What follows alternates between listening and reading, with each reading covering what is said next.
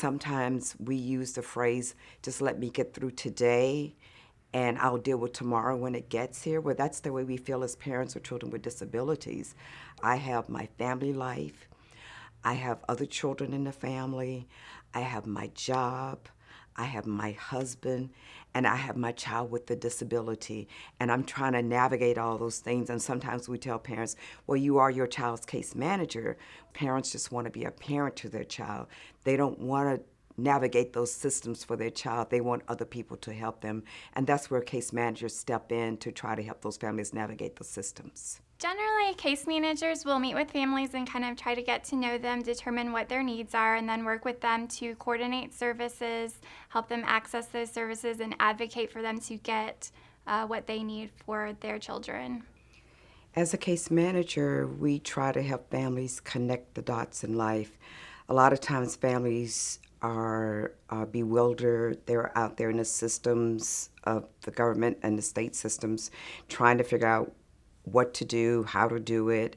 And so having a case manager makes it much easier for them to try to find the services and the resources that they need for their children. A lot of families I meet feel very isolated. A lot of people live in rural areas or places where there maybe aren't as many resources as there are in urban areas. So I think a lot of people sometimes get disconnected or feel like there aren't things available to them that really are. So I help them by trying to get them connected with other people through support groups and just letting them know what has worked for other families that I've met with, maybe what doesn't work, and just help them kind of determine what's available to them. You may have a case manager for insurance. You may have a case manager dealing with the hospital systems. You have case managers in schools. So there are a lot of different case managers out there in the systems, and it's just knowing what you need from each case manager to help you get the resources that you need for your child.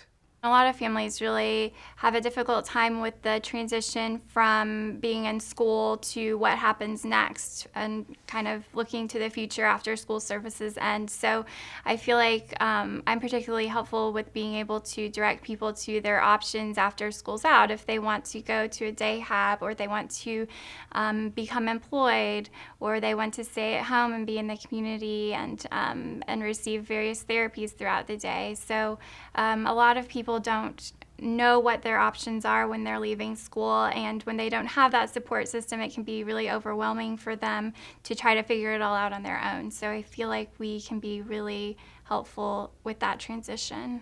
It's about making those changes and improving the quality of life for our children, whatever those changes may be.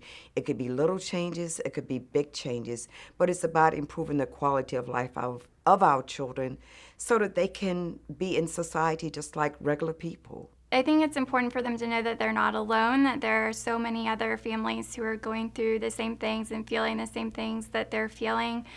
You really just have to take it one day at a time and know that there are people out there who can help them and people who care about what they're going through, and there are people there to help. I've had parents who call me and they started talking immediately. And then I told them, I tell them, breathe. When you're feeling overwhelmed, you do have to take time, step back, and breathe. Sometimes we cry, and it's important when we cry, but then you need to step back also and breathe and think about what's really important. You really have to pick your battles to say what's important. I know there are a lot of things on my to-do list, but I know that also for other parents, they have a lot of to-do lists. And so step back, breathe, and say, okay, this is what I really want to work on right now, because I can't do all things. But if I work on some things, then those some things are better than no things at all.